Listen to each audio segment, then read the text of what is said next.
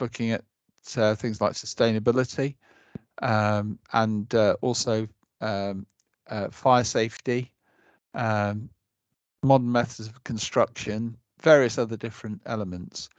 So this activity is very much part of the fire safety work stream, and over the last 2 or 3 years, a lot of you, or some of you, have contributed to the roundtable workshops that we've done, and we've produced quite a lot of guidance, which is basically distilling the knowledge and experience of the people that have been willing to give up their time, and we've got some pretty good information there that has been fed through to the government and is also there to inform the work that's going on with the safety case.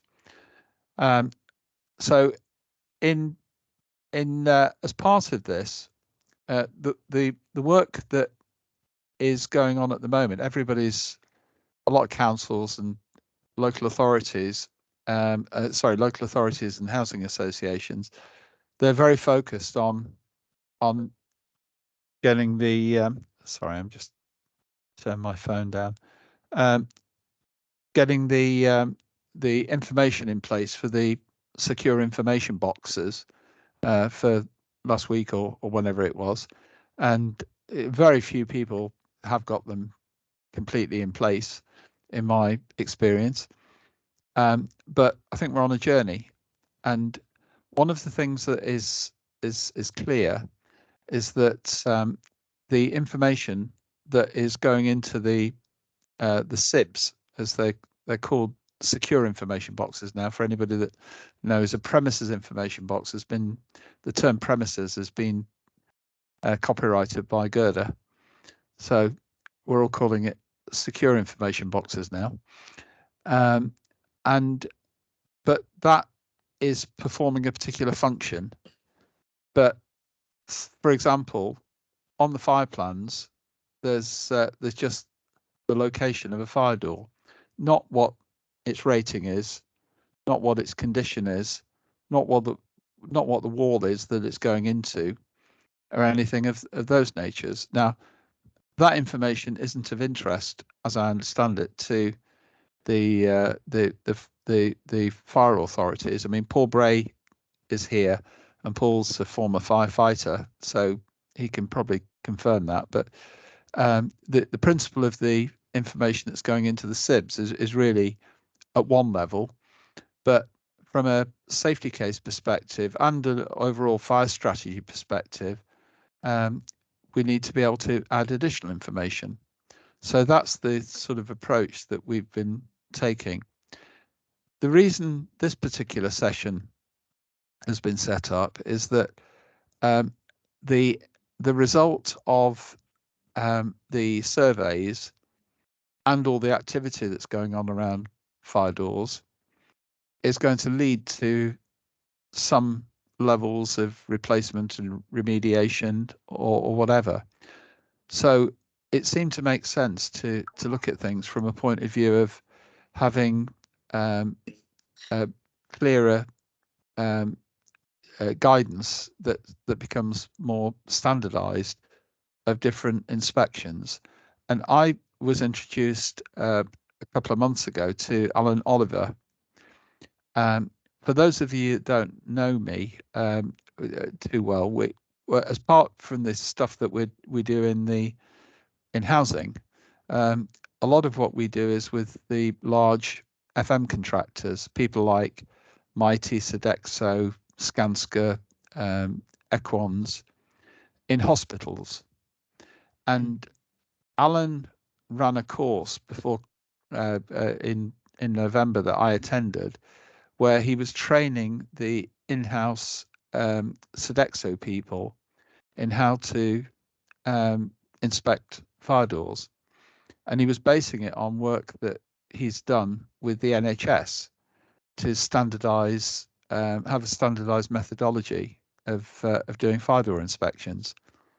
And he was interested to see if some of the work that he's done in that area could be applied to residential. So we've established this work stream to really look at what Alan and the NHS have done in the past, and then see how we can basically rob what we can from it and turn it into something that could be useful from our perspective. So I'm going to shut up now and pass over to Alan for, if you could explain what we're doing, Alan. Yeah, sure. Okay, thanks, George. Well, the reference document which George is referring to, which I think you should have all had a copy of it. I don't know if you had a chance to see it. What it basically says is that there should be 3 different ways of inspecting a fire door, depending on where the fire door is in terms of its life and what you want to achieve with it. So it should be quite easy to grasp. The reference document is set up. There's basically 4 sections to it. The first section is how to inspect fire doors when they're brand new. And that is saying basically you've got to inspect it very, very prescriptively in terms of its fire performance. If you are taking ownership of a new building, a new hospital, could be a new block of flats, whatever, you've got to ensure that you should be looking to ensure that those fire doors have been installed as they were intended, as they were designed, as they were fire tested. So it should be a very, very prescriptive inspection of those doors, which will include invasive elements, ensuring that what has actually been installed is in keeping with the fire test evidence and fire doors manufacturing, the fire door manufacturer installation details and specification. So you've got to bear in mind that a Type 1 inspection only takes place once in the life of a door, and it's focused on its fire performance. Is this fire door as it should be? It's as simple as that. And it's a very straightforward process because you've got all the information on that door. You've got this golden thread of information, and this is part of the process for the handover of the doors, for the handover of the building, to make sure that what has been delivered and what is being installed is as it should be. So I hope that's a fairly sort of straightforward sort of, explanation as to what a Type 1 inspection is all about. A Type 2 inspection is when you're inspecting a door that's already been installed. This door might be there, it might have been where it's been for 10 years, 20 years or more. And chances are that door has never been inspected to the standard it should have been. It should have had a Type 1 inspection when it was installed. But we know, don't we, that most doors have not had that degree of rigor.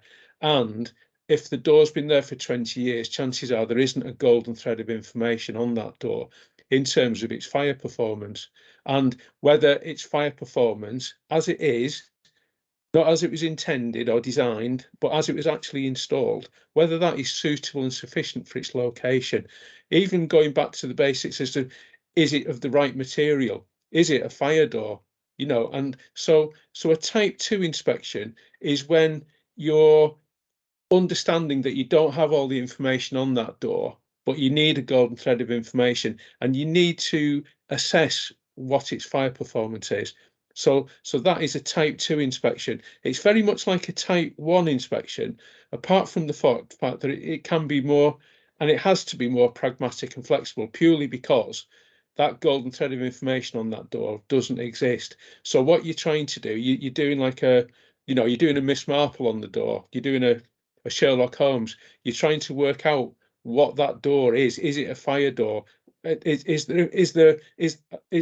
the characteristics of that door that can give some an expert some sort of guidance as to whether it actually is a fire door and what its capabilities and its fire performance might be, and if there are any sort of weak spots, if there are any potential sort of issues that you need to understand to determine and assess whether that fire door is suitable and sufficient for its location. And the location of the door is very, very special when it comes to a Type 2 inspection, because a Type 2 inspection allows you, it doesn't have to comply with the building regulations. It doesn't have to be a perfect fire door as it was designed and tested. It's got to be suitable and sufficient for its location, which means there's an element of risk management. This is when the fire risk assessor responsible for the building can use his judgment, or her judgment, to say this door is okay in terms of its fire performance. So sorry if that's a little bit complicated, and that's because it's not a straightforward process to do a Type 2 inspection, because you haven't got this golden thread of information very often. So that's a Type 2 inspection, and again, you only undertake a Type 2 inspection once in the door's life, because you're focusing on its fire performance and you're creating this golden thread of information. So once a door's had a Type 1 or a Type 2 inspection, it then has a Type 3 inspection, and that's an ongoing PPM inspection.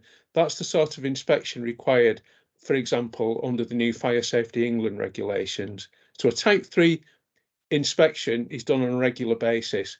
It might have to be done every 6 months. It might have to be done every 12 months, depending on the level of risk, depending on what the legislation says. So there's the three sections. It was actually the NFCC who said to me, when they were peer reviewing the healthcare version, that this is a great document and can be used on every door in the country, because 90% of what is contained here is applicable to every fire door in the country. So what we need to do with the document, if everyone is happy to go ahead with it, is strip out the healthcare stuff, the 10% of dedicated healthcare stuff, and add into it the 10% of dedicated housing stuff. And then we should have a reference document focused on fire doors in housing. And I see no reason why we couldn't get this NFCC approved as well. And then, so there's section 1 of the book, section 2 of the book, section 3 of the book. Section 1 is Type 1 inspections, section 2 is Type 2 inspections, section 3 is ongoing Type 3 PPM inspections. And then section 4 is about how to create a fire door management system, because fire door inspections is only one part of managing fire doors.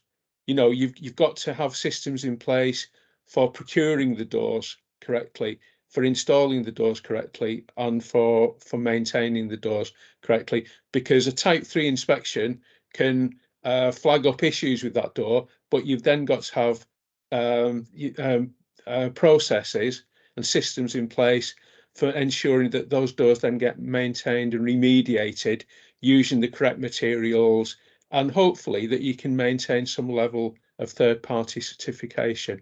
Now, the interesting thing about the reference document and Type 2 inspections is that they were based on guidance given by BRE LPCB, because under their scheme, LPS 1197, you can certify, you can third-party certify doors that have been inspected under that scheme, and you can also remediate doors under that scheme. So even if you've got doors that no one knows who made them and how old they've been or whatever, potentially there are doors that can be third-party certified under this scheme, which is very attractive, which is why the reference document is based on BRE standards and not others such as BM4Housing, which do not allow you to certify doors that have previously not been certified, or where the certification has lapsed, which I believe is very, very useful. It's certainly useful in hospitals, because otherwise you'd have to rip out thousands of doors in hospitals, and it's not affordable. So that is sort of an overview of the reference document, and I believe hopefully gives you an idea as to what we can do with it. So I'll hand back to you, George, if that's okay. Yeah, sure. Yeah, so what we've found over the last 2 or 3 years when we've been running the roundtable workshops is that when you get a group of subject matter experts like we've got here, around a table, they don't always agree. What happens is that you draw out from that things that they do agree about, and things that they want to challenge and question, and everybody's got a perspective on things, and it's certainly one of the key things that we've found is that it's all a matter of context. It's all a matter of the thing I find very regularly is when I ask what information do we need, I'm told it depends. And it depends on a whole range of different circumstances. So what I'm hoping that we can achieve from this activity, what we're planning to do is run a series of maybe 2 or 3, however many we need, workshops over the next month or so, where we bring people together who do have the profound experience, like you guys and Alan, so that we can come up with something that is actually useful. Because one of the things that I keep getting told is that there's no qualification for a fire door inspection. And if that's the case, sorry, there's no requirement for that's rubbish. There's no requirement for a fire door inspection to be done by somebody that's qualified. And therefore, I think whatever we can do in terms of filling that gap would be useful. So I think we can now. So the purpose of today is to really discuss between us how that particular process might work out. What Alan and I have been thinking about is that if we look at things in our community here, we've got we've got people who have come from landlords. We've got people who are manufacturers of fire doors. We've got people that are fabricators and installers. We've got several people who are inspectors of fire doors. So therefore, we've got quite a rich set of different stakeholder groups. What we were thinking was that maybe we look at the different types of that Alan's just set out there, and say, for example, it might be the manufacturers and installers who look at the type 1 surveys, and then maybe from an asset management point of view, then somebody else is doing the type 2s or type 3s. So nobody, I'd like to give you a chance to out to the floor. Any comments? Can I raise my hand? It's Alan Brown here, Forza Doors. Hello, Alan. Thank you, Alan, for sharing your thoughts there. So as a manufacturer of fire doors, just need to try and piece together your thoughts on the requirement of a manufacturer to ensure that the primary test evidence that is carried out is the key element that has to be the thread that starts the journey. And so I understand your language is that the door, the frame and the ironmongery that has been tested in a primary testing laboratory is what then needs to be the starting point of this journey? Yes, I mean, when I was saying fire door, I meant a fire door set. Okay. Clearly, the door has got to be tested, and I would imagine that as you know, you either assemble a door from different components, and you've got to ensure that everything's compatible and it's all been fire tested, and that you've got a complete golden thread of information, or you buy it from someone like yourself, Alan, as a complete door set where you've done all the certification and all the testing of all the different components. It doesn't really matter which approach you take, whether you buy as a complete door set from a manufacturer, or whether you look to assemble it.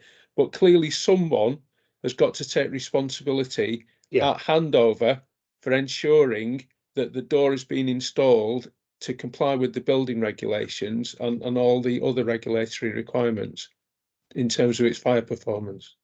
Okay, thank you for clarifying that, which is exactly what I was going to hope you were going to say.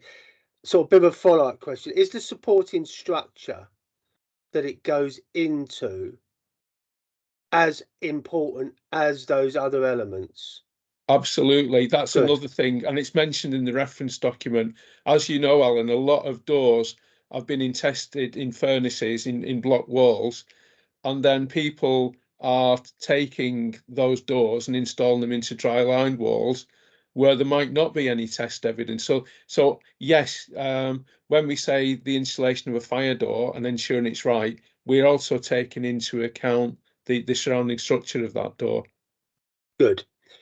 Okay. So in my mind, it's incumbent upon the manufacturers to be able to supply the specialist trades contractors the roadmap of exactly what has been tested in what Yes. supporting structure, and give complete guidance notes on the certificate that is attached to every door that goes out, fire door, and an installation guide that tells the contractor how to fit that particular door.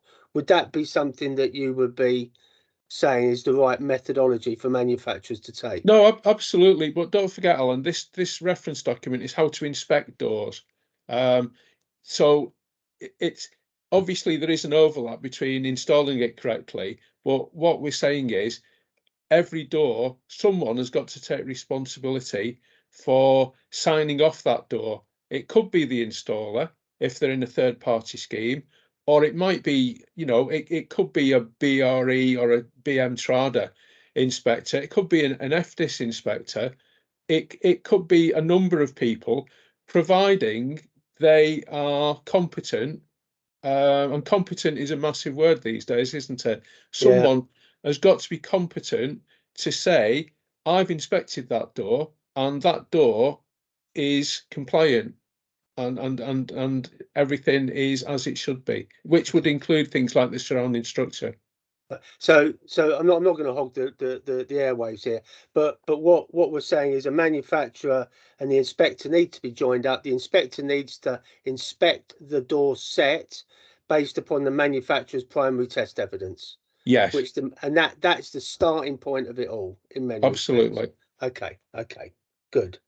And this information in an ideal world should be recorded electronically to comply with the recommendations of Dame Judith Hackett, of course. And if that door has the embedded technology within it when it leaves the factory of exactly what the specification and test data is, so much the better as well. So much the better. Absolutely. Yeah. Okay. Could I just flag up though, Alan, with that, because that I agree with you that element of is critical. But one of the things I think we do need to have a conversation on, maybe not now, but one of the things we do need to have a conversation on is the importance of that information being open and available to the landlord.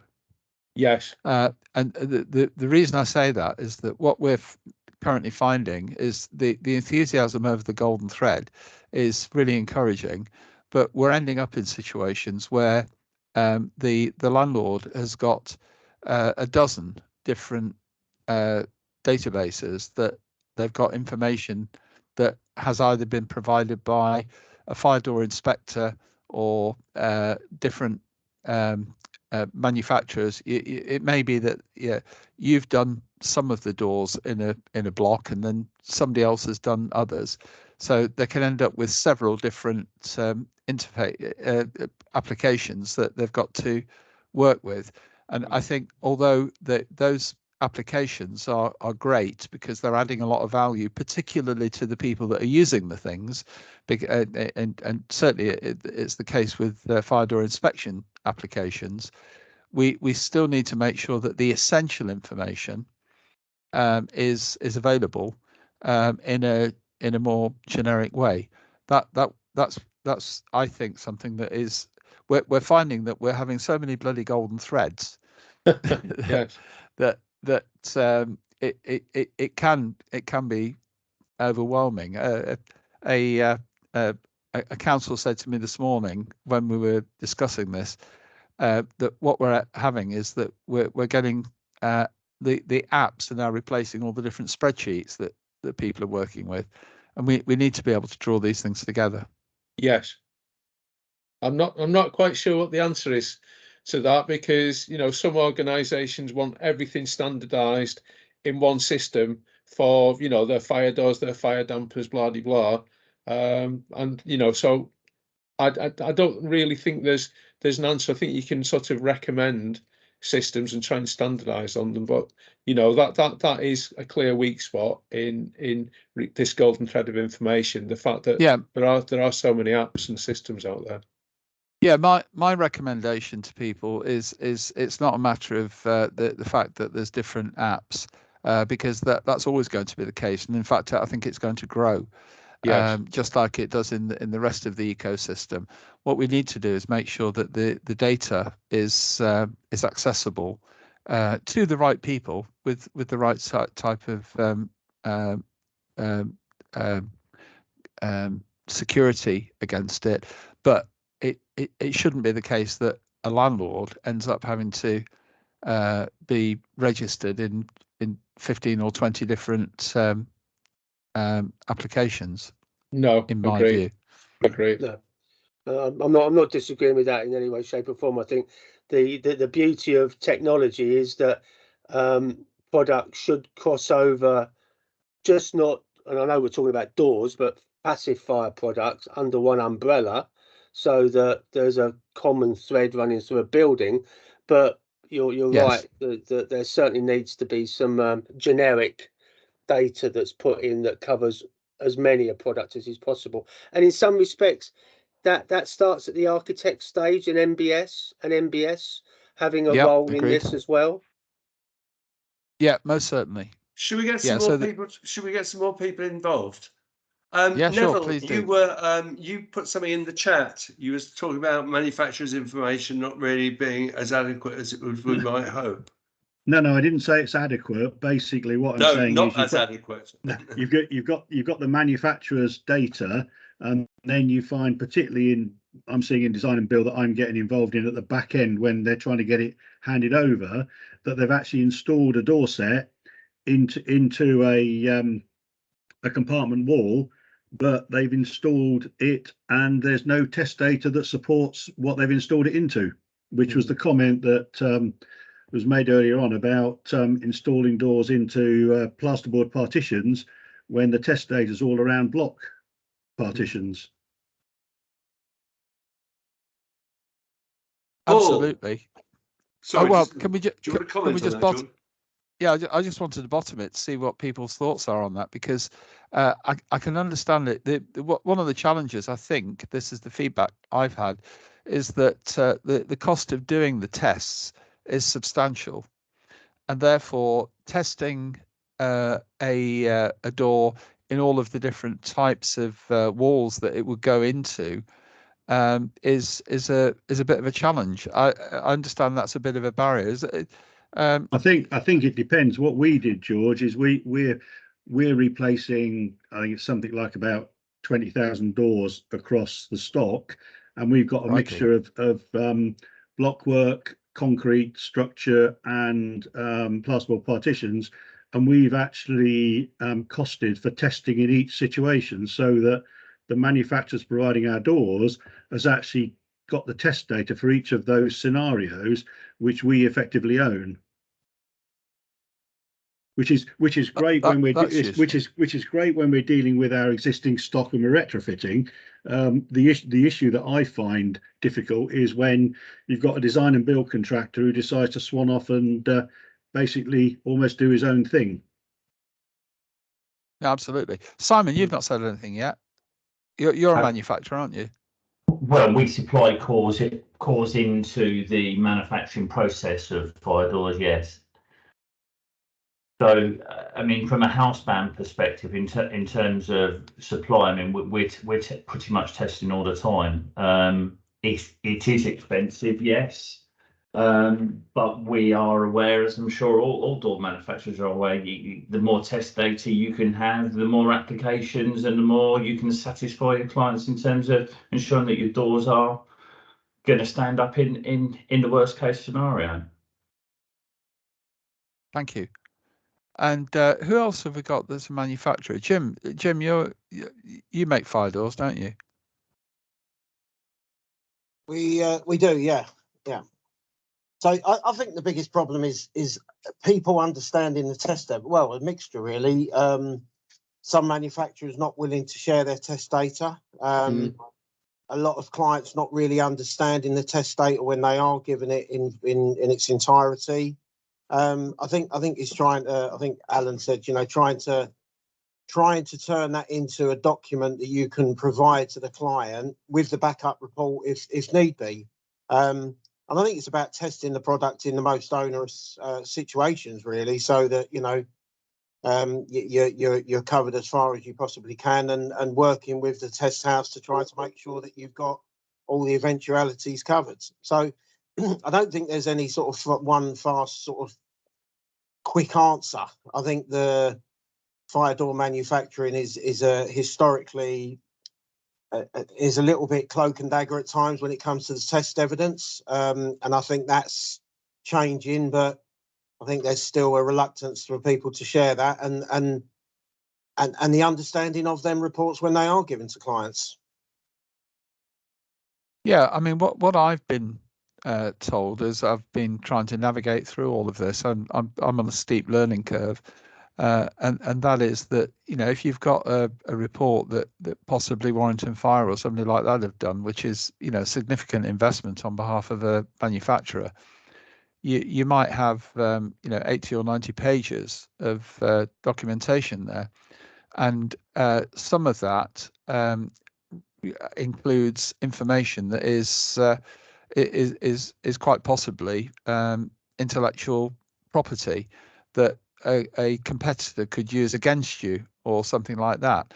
Now, the question I've got, and we're moving off the topic of the inspections, but it is an area that I'm trying to get my head around.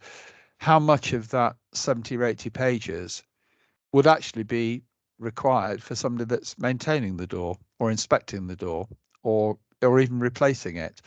It might be that there's a subset of that, and that's why we're considering using the terminology that's used in declarations of performance, which is essential characteristics. So if there are essential characteristics that Jim, somebody like you or Alan or Simon would say as manufacturers are important, then that might be a subset of information that should be freely available, but the deep dive information then maybe is provided on a more secure basis. I don't know. If I can jump in there, George, when it comes to the Type 1 inspections of brand new doors, I don't see that as being a big problem, because surely if a company is buying, let's say, 300 brand new door sets from a fire door manufacturer, I wouldn't have thought that there would be a problem in the fire door manufacturer and the person buying the doors and the person installing the doors sharing and understanding the need to share a sufficient level of information to ensure that those doors get installed as they were ordered and designed. I don't know if anyone's got an issue with what I've just said. The problem tends to be when you're doing a Type 2 inspection, the doors have been in situation for 10 years. And at that stage, fire door manufacturers are often very reluctant to give the information on those doors, and for some really, really good reasons. For example, there might have been a number of fire tests taken on doors in between, and there might have been a change in the components on the door 10 years ago compared to the door now, and so that is really, really complicated. But that is all part of the process, and the need to be fairly pragmatic when it's coming to assessing a door that's 10 years old. But I don't really think there'd be a problem in getting all the information you need to install a brand new door that's just been delivered from a manufacturer. If a manufacturer wouldn't give that information, then surely they don't deserve to get an order, because how can someone's got to prove that those doors are going to be installed to meet specification? Steve. Yeah, Steve, you've got a comment. Yeah, I was just thinking really about the type 1 really, when the fitting doors, we come across this quite often. We do the surveys on some of these. There doesn't seem to be, we talk about competency for a fire door inspector.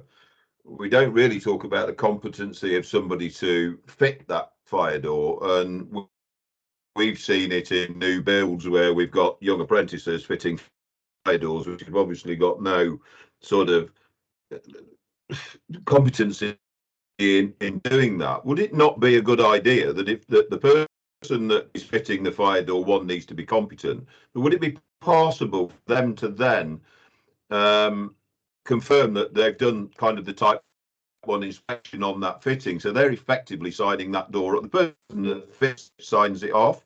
Would that be too onerous, or is that something that's worth a discussion? I think quite a lot of effort is going into the installation, and in many cases the manufacturers are requiring their whoever it is that's installing to have gone through a particular certification process. But I think what I've also heard is that it's the company that is sometimes certified. Maybe I've got this wrong, rather than the individual. Have I got that wrong? Is the BM Trada, is that at company level, or is it at staff level? I mean, we've found it at company level. I mean, I've seen fire doors being fitted by obviously non-competent people, but the company is certified to do that. You know, it's really where does that responsibility now lie? Ultimately, it's going to be the client at the end of the day, but it seems to be inspection after inspection after inspection, which should get to a point really when a fire door's been fitted, it should be fitted, one, to the manufacturer's, but to a standard and signed off by the person that's fitted it. Would that then negate the need for that type 1 rather than sending in a QS again? You're putting more levels into the competency, are you? It was just a discussion point, really. Paul, you've got thank you, Steve. Paul. Yeah, sorry, just on the BM Trada sign off bit that Steve was mentioning, you mentioned there, that the organisation get the certification to the BM Trada, obviously, but any of the people doing the installs have to be trained by the BM Trada certificated person within the organisation or person. So if you have a carpenter that's installing fire doors, they should have been trained by the BM Trada certificated person within your organisation, and then the BM Trada certificate person signs off the install. But they can only sign off the install by people they've trained. You cannot sign off an install by somebody that you haven't trained, even if they've been trained by another BM Trada person. That's my understanding of it. We have BM Trada certificated staff within our organisation. And going back to your point about the doors being installed, I think the onus lies on the contractor to ensure that they've got qualified staff installing it, and then the client should be ensuring that certifications come with the door sets. And as a part of a quality assurance, when you hand over the building, and this is something that we do regularly within my organisation, you go around and you sample and check the buildings. You might have a clerk of the works, and you're looking for those certifications. And then if you've got any issues, you pass it back through the client to do. But it should be part of your due diligence checks on your contractors if you're installing new fire doors, that those doors are being installed by people that are qualified or over supervised by qualified and competent and certificated persons. But you know, that's my experience, and that's what we ask for for all our fire door installs. Cool. Anybody else, any comments before we move on?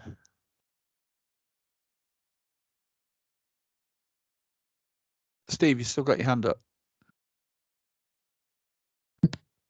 and you're on mute. You're still on mute. Hand up, mute, hand up. No, it was the last. It was the last hand. I didn't unclick it. Okay, right. So in terms of how we move forward, I think we have to obviously not try and boil the ocean with this.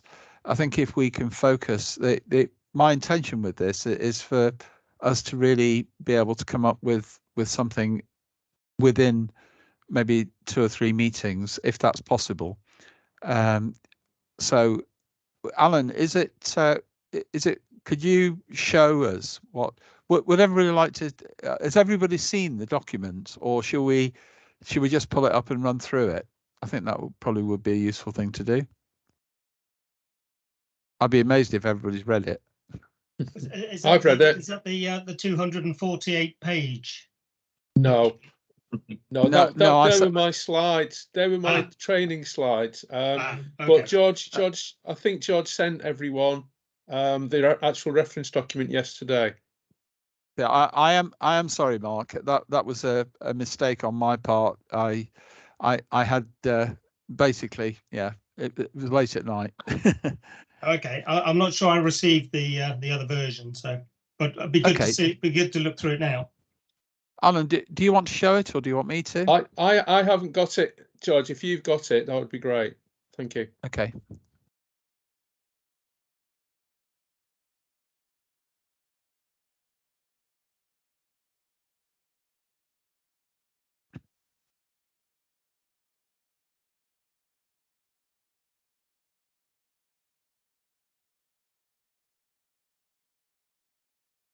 In fact, just before I do that, I'll just show everybody what Jim and Steve Aldridge and some of the other people that are on this call actually contributed to actually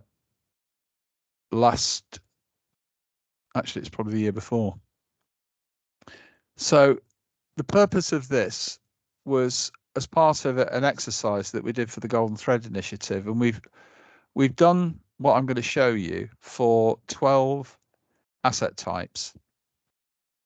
So we've done it for smoke dampers, fire dampers, sprinkler systems, penetration seals. In this particular case, this is fire doors. So you can download this off our website, or we can send it to you. Not that you need to know this, but you can see what the other people have said. So we've identified all the different components that would go into a fire door. And then the common question that we asked across all of the asset types, this was driven by the briefing that we had from the HSE, is what risks does a fire door mitigate? Then what do people do to a fire door to stop it from working effectively?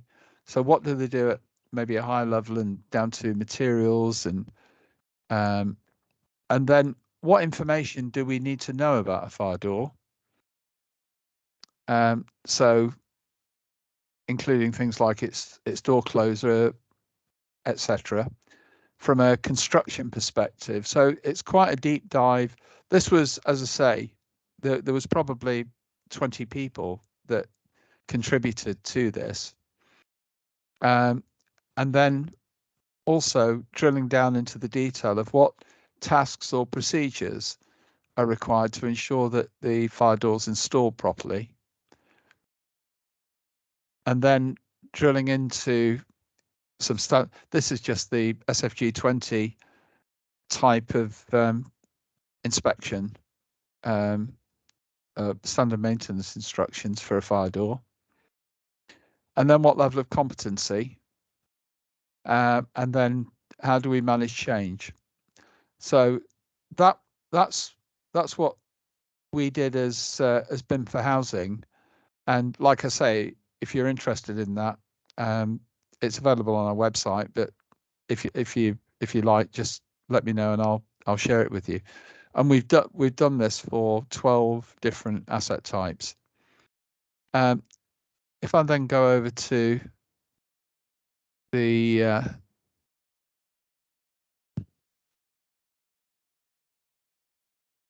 No, it's not that one. Sorry, bear with me.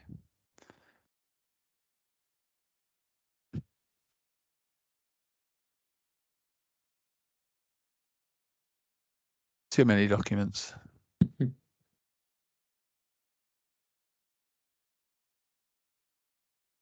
Here we go. That's the one. You can see why I sent you the wrong one, can't you?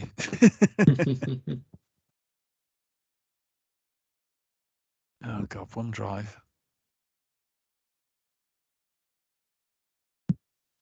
Okay. Do you want to just talk us through this? Direct me through it.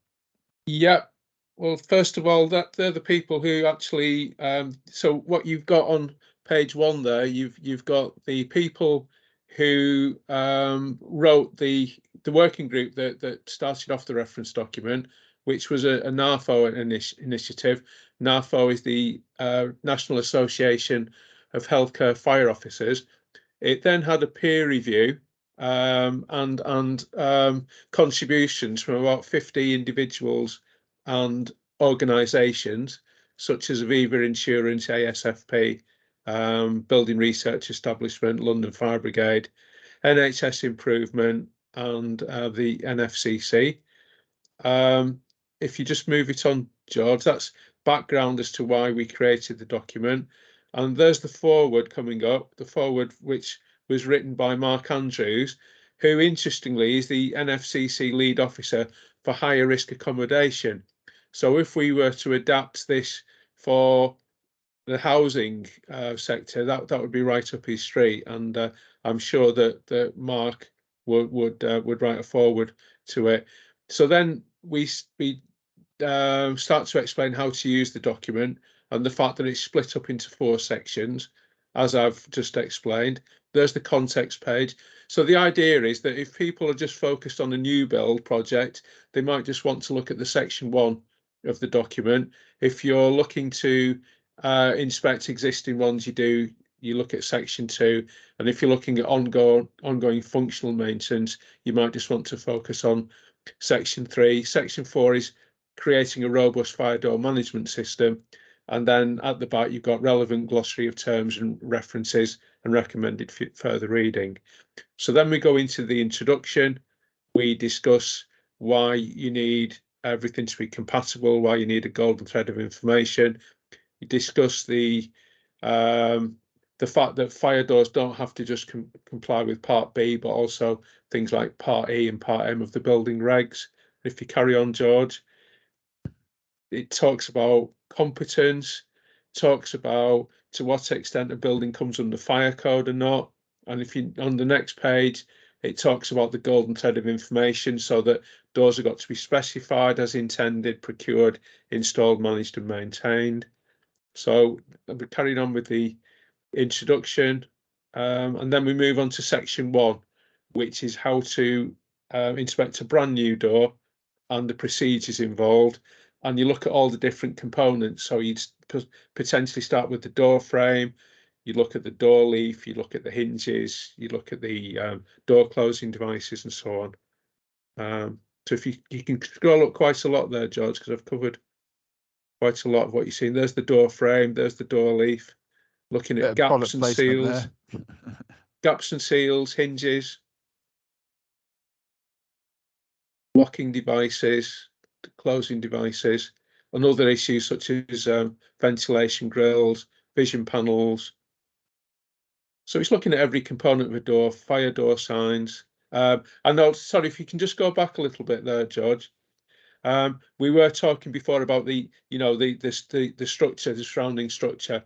So that we deal with the things like the side panels, and what sort of what requirements there are for the matching fire performance of its surrounds. Also automatic closing devices and door releases.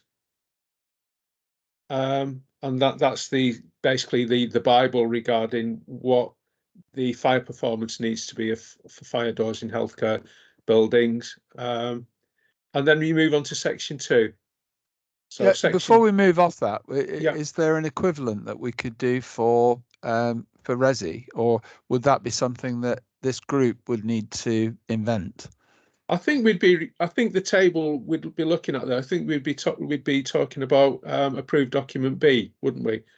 We'd be talking about the requirement. For example, you know, a lot of people are confused by the fact that you can have a 60-minute wall and a 30-minute door that complies with the building reg. So yes, I think you know, we could easily substitute that page for what the requirements are for the building regulations, bearing in mind that, you know, a brand new door should comply with the building regulations and the fire rating for its location. Yeah, one of the challenges that I've got with the conversations that, you know, because I'm a novice in all this, but the number of standards and reference documents that people are expected to know and interpret seems quite overwhelming, and you know, it seems to me that a lot of it is about risk transfer. So I think if we can give something like this, where you've got experts' interpretation of what the building regs and, you know, approved document B actually mean, then that, I think that would be a useful thing. I don't know. Could I just throw that open to the floor to see if people agree with that?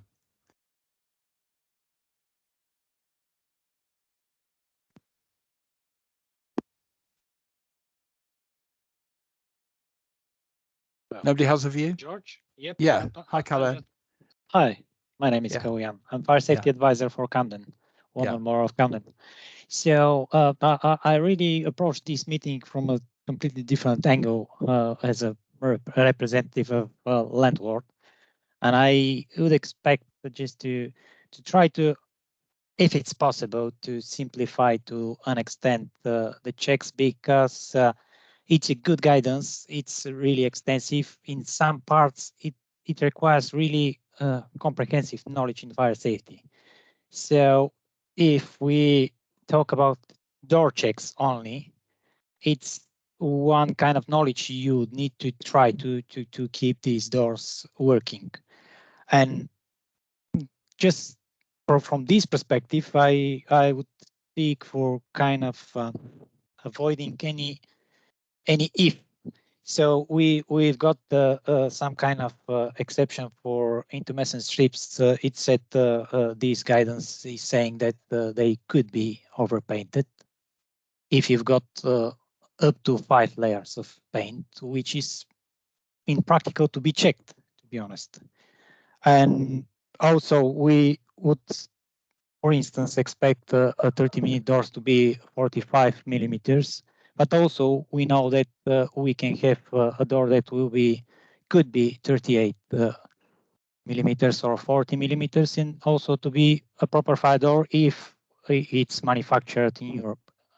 And what I'm trying to say is, because from the manufacturer perspective, type 1 is really important, but from my perspective, type 2 would be much more important, because we need somehow to try and group the doors we've got into a groups of doors that are acceptable at the moment and doors that should be immediately worked on. And for this purpose, I believe, yeah, from this document probably could be extracted and a little bit simplified to be a guidance. That's my view. Thank you. Yeah, I think that's one of the things that, you know, I've heard over the last couple of weeks, where there, you know, for example, I think I was told about a local authority that was stripping out a lot of fire doors that were actually only installed a couple of years ago, but because they didn't have the right certification, they've replaced them, whereas that possibly wasn't necessary. It probably was strictly necessary if you follow that you know, prescriptive route. But if you're looking at it from a risk management point of view, was that the priority that particular council should have been following? You know, and that's maybe part of this discussion, really, isn't it? Yeah. Right. Should we carry on? Yeah. So section 2 looks at how to inspect existing fire doors, and introducing the risk element, the risk management element that George has just mentioned. What you've got to remember about existing fire doors is that they don't have to comply with the building regulations. They have to comply with the Regulatory Form Fire Safety Order, and which basically says that fire doors have got to be suitable and sufficient for their location to protect relevant people in the event of a fire, and to ensure that they can ultimately evacuate the building safely.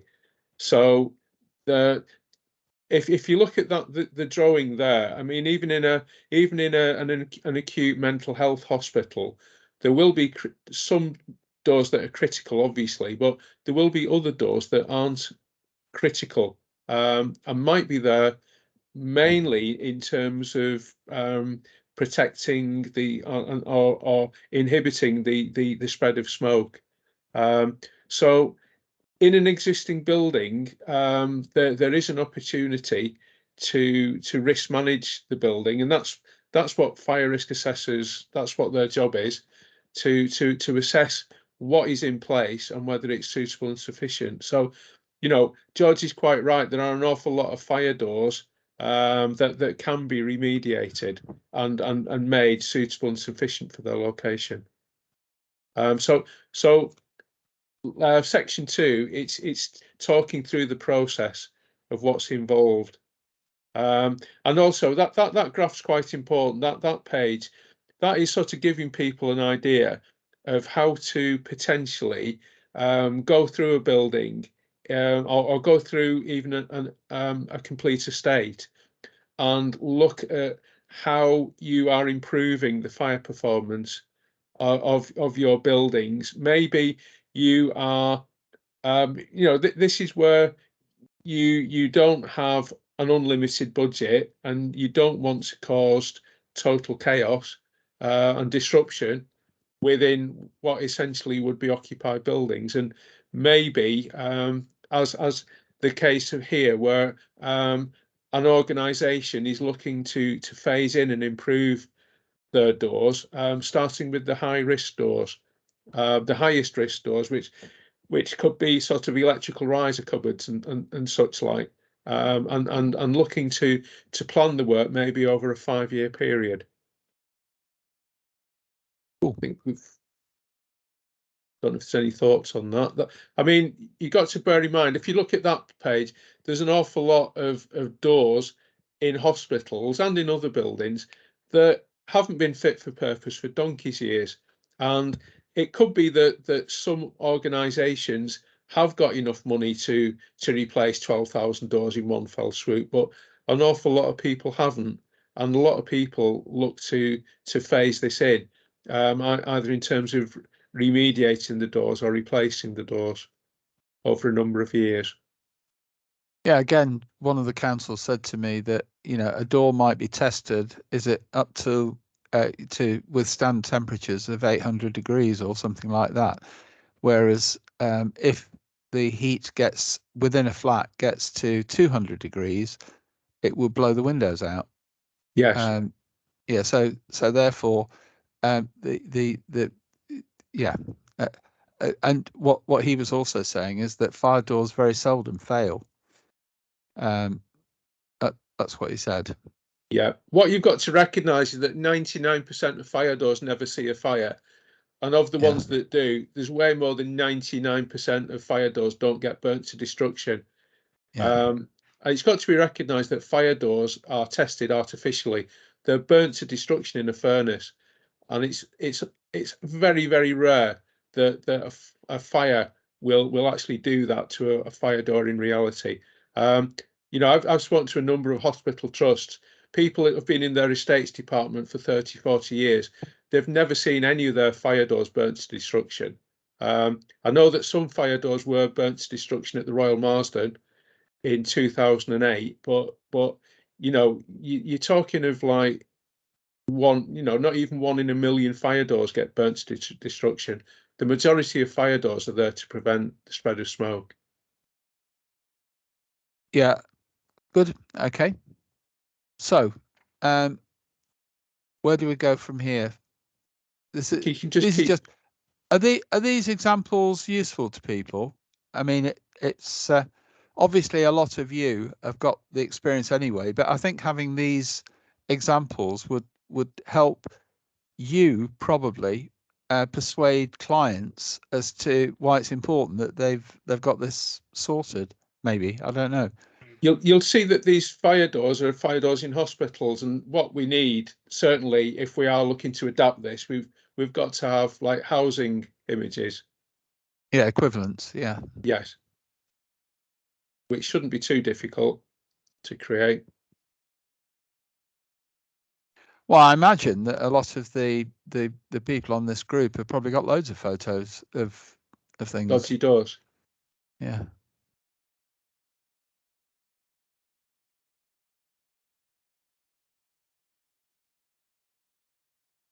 This is a section just covering like some of the issues that you can have on brand new doors, and you know, like a Greta Thunberg moment. You know, the little Swedish girl. She says, "How dare you?" And it's just like, it's just unbelievable. Some of the things that you find in brand new doors. You know, if you're replacing 12,000 doors, for heaven's sake, you need to make sure that the new doors that are going in don't have issues like this with them. You want to just explain that briefly? Oh, sorry. That you can see there's two images there. The small image at the bottom shows you how you need intumescent material to fully encase the lock casing, and the bigger image you're seeing is where a contractor fitting brand new doors has used the intumescent padding that goes behind hinges. You can probably see it's in the shape of a hinge. And they've used those to protect the lock casing, either through total naivety, ignorance, or they've just been trying to make the lock case fit using their own materials. I don't know. I mean, you know, I don't normally get involved finding out what went wrong. It's just whether it's been installed correctly or not.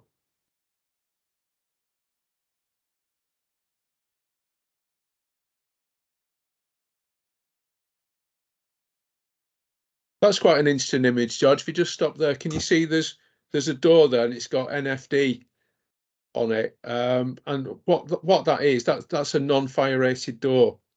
You know, you sometimes get doors in buildings, there's a lot of confusion. If you haven't got fire strategy drawings showing where the fire lines of the building are, sometimes you get fire doors installed in buildings that don't have to be fire doors.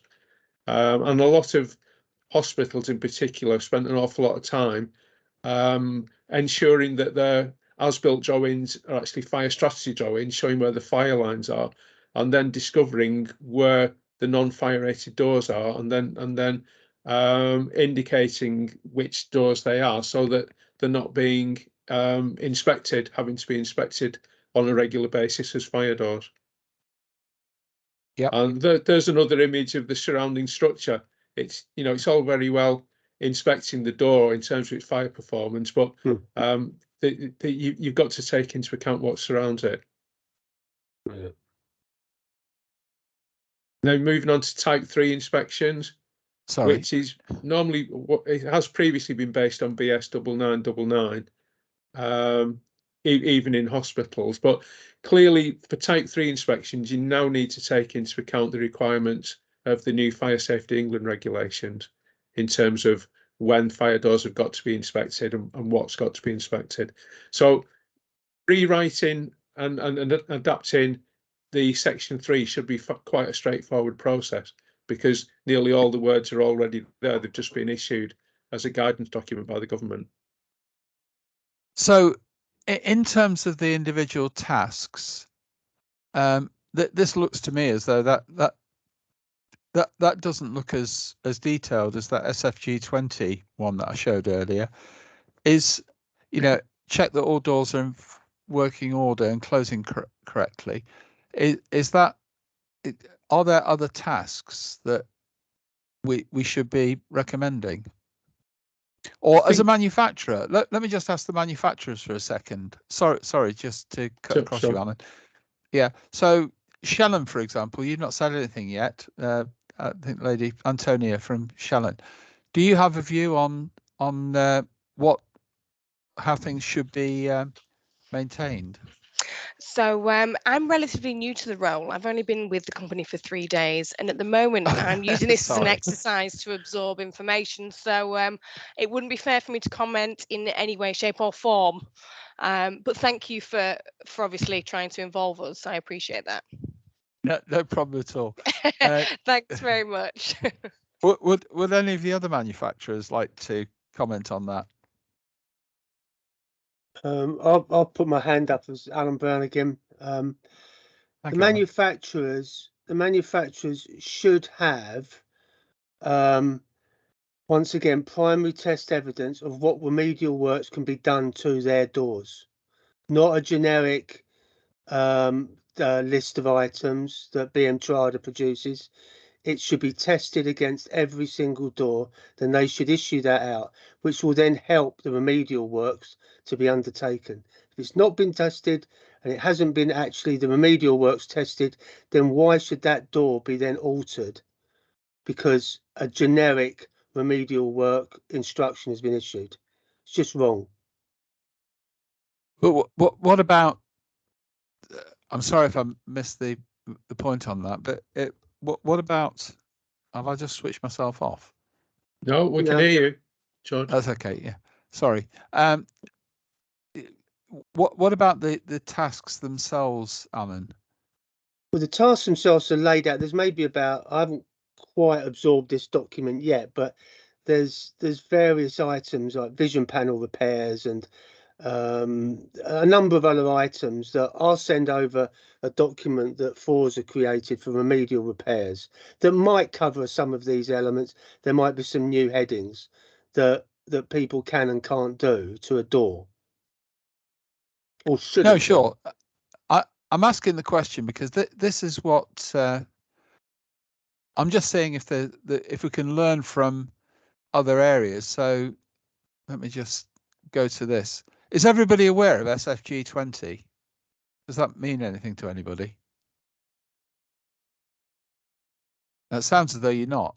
Okay, so this is the SFG 20 is from BISA, the Building and Engineering Services Association, and this is what most maintenance contractors use to do their inspections.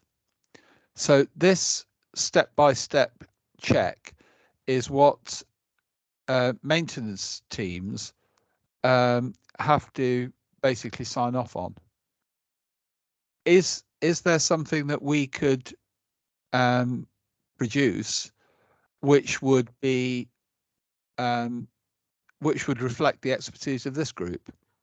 What you've got to be careful here, George, is that you don't turn this into a maintenance document. No, I at the can moment, see that. it's an Yes, inspection of course. document. Yes, I'm with you. But a lot of these tasks are inspections, aren't they? A lot of PPM combines inspection with maintenance. There's obviously a very close relationship, and there's no reason why this new version of the reference document, if it goes ahead, there's no reason why there couldn't be a maintenance section as well that is part of the Type 3. Good. Okay. I'm not saying that there should be. I'm just asking the question.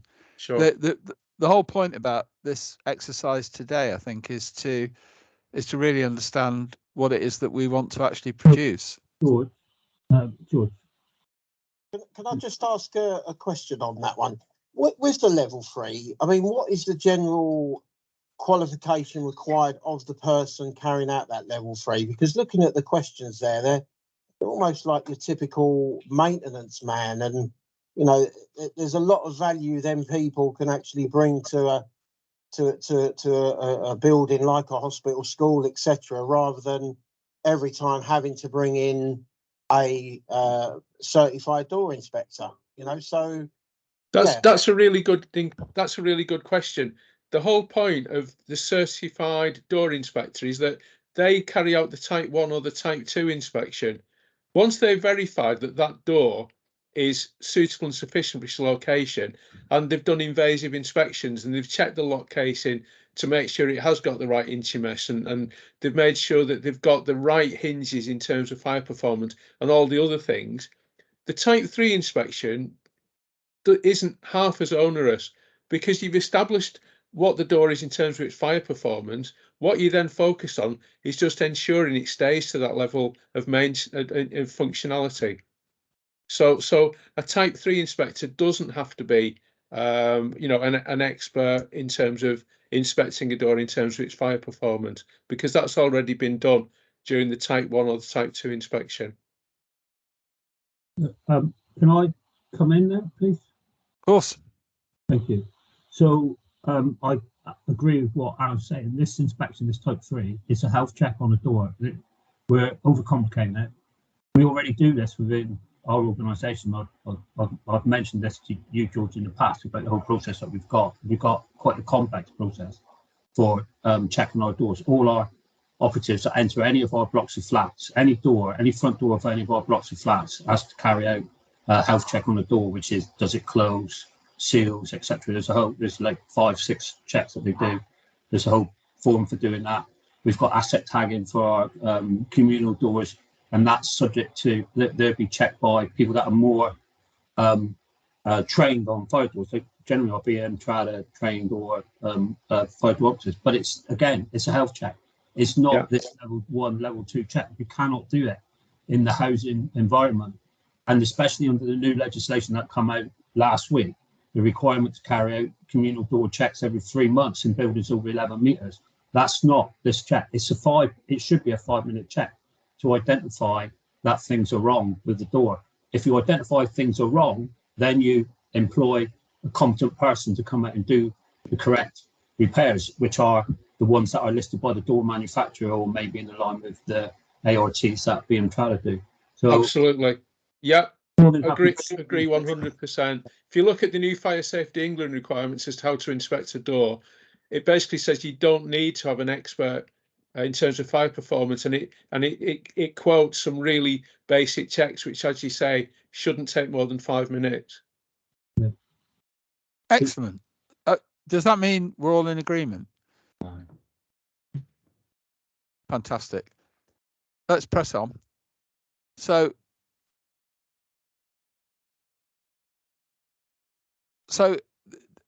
I mean, one of the things obviously that would be really helpful is if people can look at this and say, I've got a photo that illustrates a similar thing in housing. So if we could ask everybody to consider that.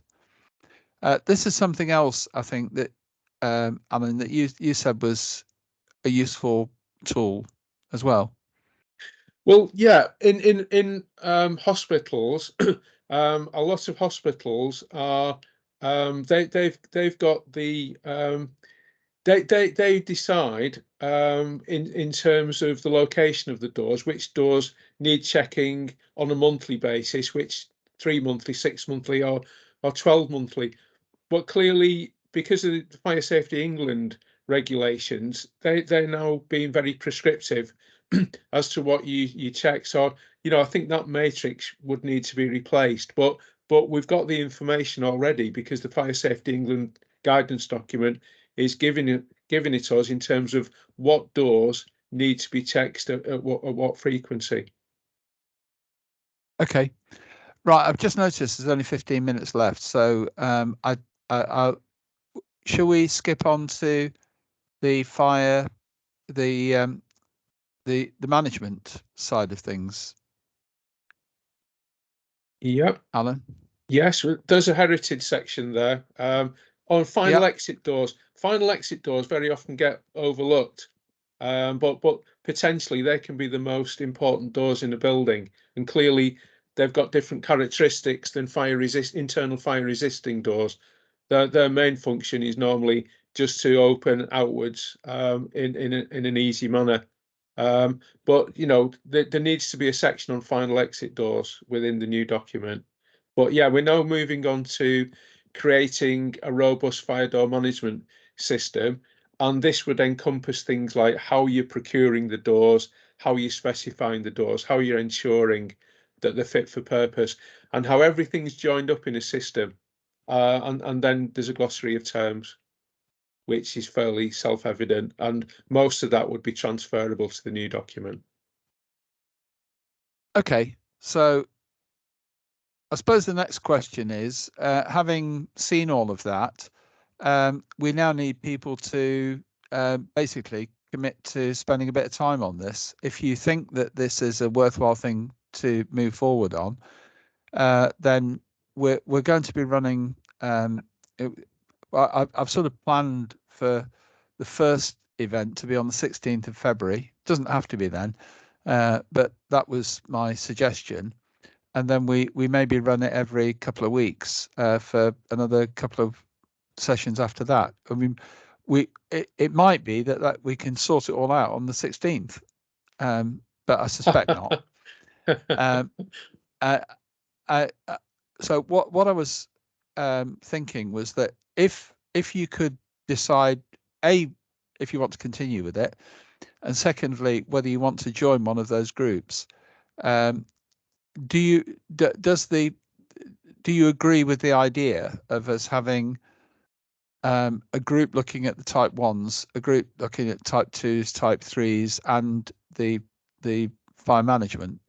Does anybody have an alternative suggestion to that, or doesn't like it?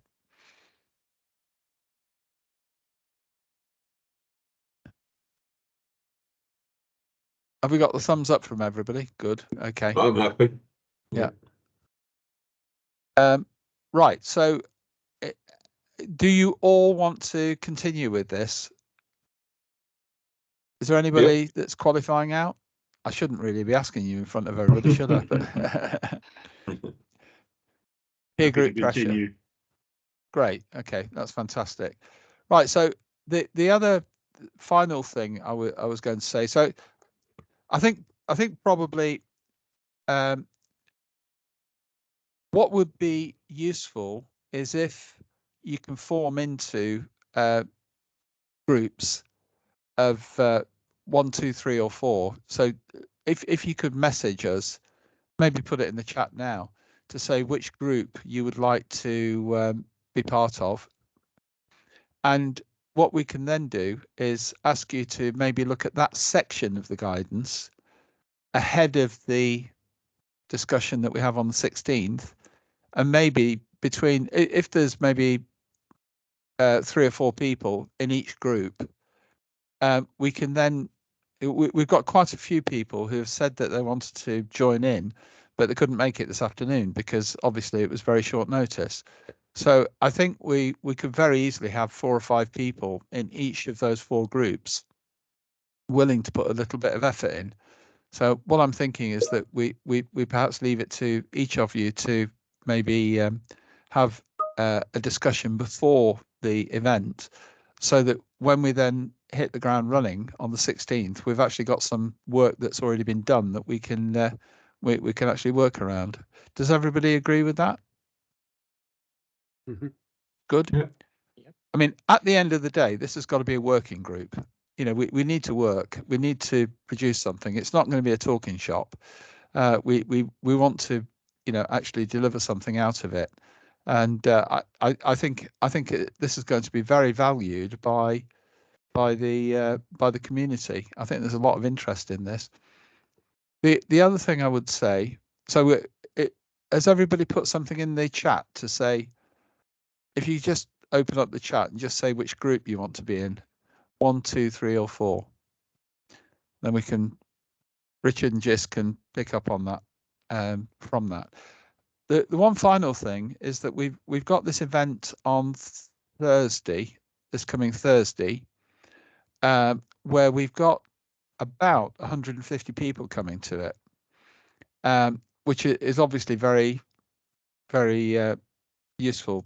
Is everybody aware of the event? And if you're not aware of this is a team session where we've got Chris Waterman, who's quite a character, but he's an advisor to MPs and people in the House of Lords about the safety bill and the Fire Safety Act, and he's written various bits of guidance and things like that. So he's presented at our sessions before, but obviously things have now ramped up, particularly with Michael Gove's contribution at the weekend. So he's actually going to be giving an overview of what the steer that he's giving the politicians is. But we're going to have an opportunity then to really put a profile behind this. So I was wondering if anybody would be. Alan can't make it because he's on leave. But if anybody is coming to that event on Thursday, and will be willing to do, maybe one or two of you, to basically explain what we're trying to do here, so that it gives it a bit of profile, and it means that I'm not doing all the talking, which is preferable. Is anybody up for doing that? Just taking probably maybe 10 minutes to explain why we think this is important and what we're going to produce. Any volunteers? Did you volunteer there, Steve? No, I was just thinking you're very good at talking, George, and that you would be able to explain it perfectly. Well, I'd like a bit of support on it. Anybody up for joining me? Yeah, I'll join. Go on then, I'll join you. I'll do it. Thank you, Steve. You saved me there. Don't ambush me though, because I know what you're like for ambushing me.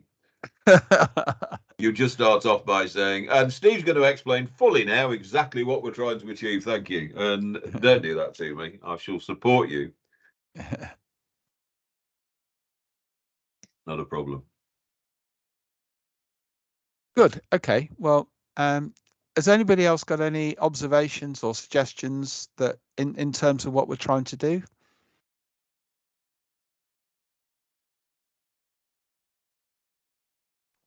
I think for me, it's the whole cross-reference with any sort of fire risk assessment type works. You know, it can very easily become crossed over into that field. And whilst there might be some people on this call that are very competent on fire doors and fire risk assessments, clients tend to try to push you in whatever direction they want, and sometimes you can get dragged into an FRA comment or fire door comment. So yeah, that's my sort of own sort of personal experience, and from the work that's going in, I think we just got to be very clear sort of what you're doing, rather than sort of leaving it grey, if that makes sense in respect of FRAs. Yeah, absolutely. I agree. I think I agree with that, Jim. And I think the other thing as well is it's simplifying it. It's a complex process, and I think certainly from the type 3, the type 1 and the type 2, great, but the type 3 has got to be an effective, simpler approach that people can understand. And from my experience, a lot of clients are going to the so-called experts for advice, and they're getting bad advice, and it needs a very simple approach to this is what you've got to do, this is what you've got to do on a regular basis, and basically spoon feeding and making it absolutely clear that that's what you should be expected. I think one of the issues I find on it, not only with the fire but with other stuff, is that the client's supposed to be the expert in all of this stuff, and they're going to experts for advice, and the more complicated it is, the more it's going to cost you. So let's keep it nice and simple. This is what we've got to do, and as long as we've got all these ducks in line, we are compliant. That would be my take on it. I think it's worth pointing out the fact that this document will potentially be NFCC approved is massive. I just couldn't believe my luck, really, that they gave the thumbs up to it, because that gives it so much credibility, and it gives the people involved in this so much credibility as well. Thank you, Alan. Callan. Well, so my concern is that essentially, in my understanding, every single old door that is old enough to lack any kind of evidence for being a proper fire door should be should pass test 2, type 2 test, before we agree it's a real fire door, and then to be checked by type 3. So if we've got plenty of these old doors, and the biggest question is for me, how actually to distinguish all the fire doors that are good enough to just repair and keep in use, and these doors that are too bad to be repaired and need to be replaced. I mean, it's a big question for me. I know it's not so big for the manufacturer, but I'm just thinking about how big is this issue. We need to pass type 2 for the old doors to be able to continue with type 3. And accepting these doors agree. are fire doors. And this is the area I tried to talk about previously, because we've got so many historically given different requirements. So we can accept a door with 2 hinges. We can accept a door with grade 8 or 9 hinges if it's old enough. We can accept intumescent seals to be painted. So it's that's what I tried to explain. So we need to have a little bit more well explained process to be able to measure these doors, because otherwise all of us will have different measures and different acceptance and understanding of what a fire door is. I absolutely agree. Paul, you've got a comment. Yeah, I share Kevin's concerns with this. We've had a real issue with trying to assess whether an existing door is a door that we should take further action for, replace, etc.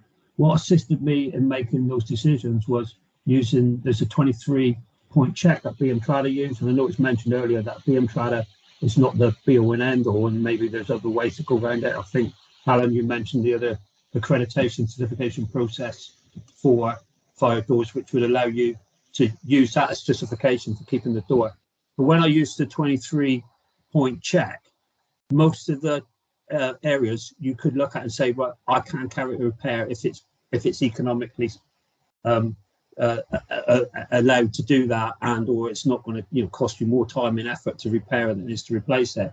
But the key bit for me that always would create the fail, no matter how old the door was or how new it was, would be if the door was warped. If the door was warped out of alignment, that's something that you can't repair on a door. You cannot take it off and take it away to be straightened up. It will bend back again. So that was always the deciding factor. Anything else, if the door was in good condition, hadn't been damaged, no serious alterations, that would be where I would use BIM4Housing for doing that. The other area that I would recommend to look at is the purpose-built block of flat guides. There is some commentary in there about what you can accept as a notional/nominal fire door. So that was also a guide. They're introducing a new a revised guide coming out soon. That's just sat in the wings waiting for final agreement. I think there's a couple of arguments around some of the content in it, but that will still give clear advice on the existing doors. So hopefully that will give you some help in making that assessment. Yeah, if I could just comment on both points, really, George. What the last two people have said.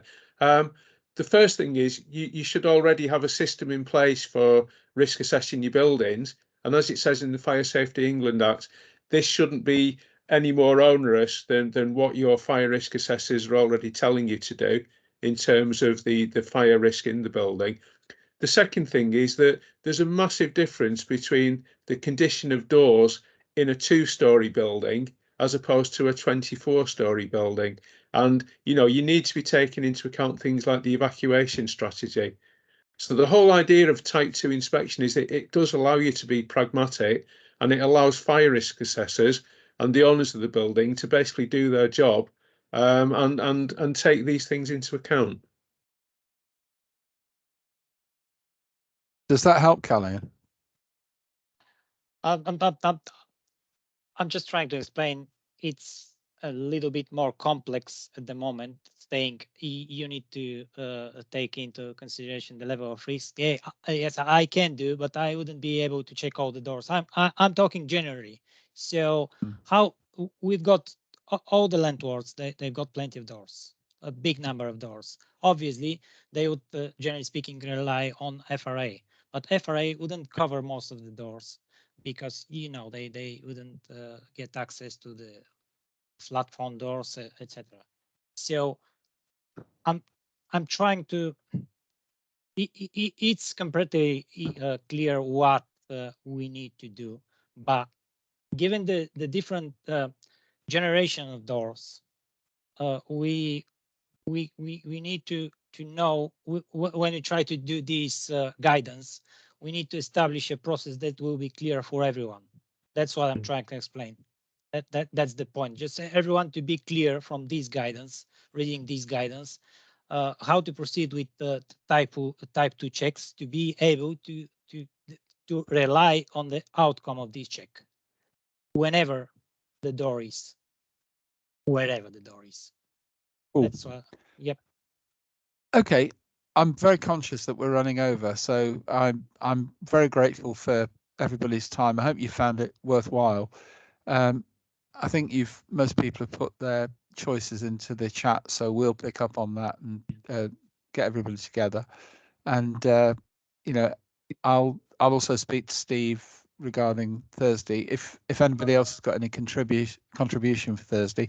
One last thing I'm just thinking of just there when Callian was going through that, the knowledge that we've got in this group, and we're probably going to have from a bigger group, is going to be immense, and nobody's got all the answers. So what I'm thinking is that what we might do is set up a place where, when Callian's got a question, or in the past Steve Aldridge has told me that he's not quite certain, who do you ask? Because everybody's working individually, aren't you?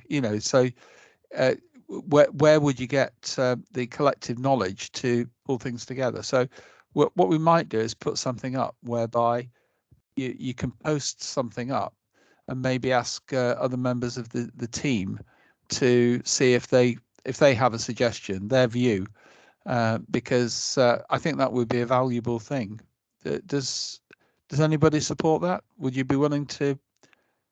Yeah. Yep. Or something like a WhatsApp group or something. Yeah.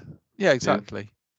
Yeah. Exactly. Good idea. Yeah. Yeah. So maybe exactly, probably a WhatsApp group where people can just publish up a photograph and say, what about this, or any suggestions on that, and we can use that as part of a knowledge.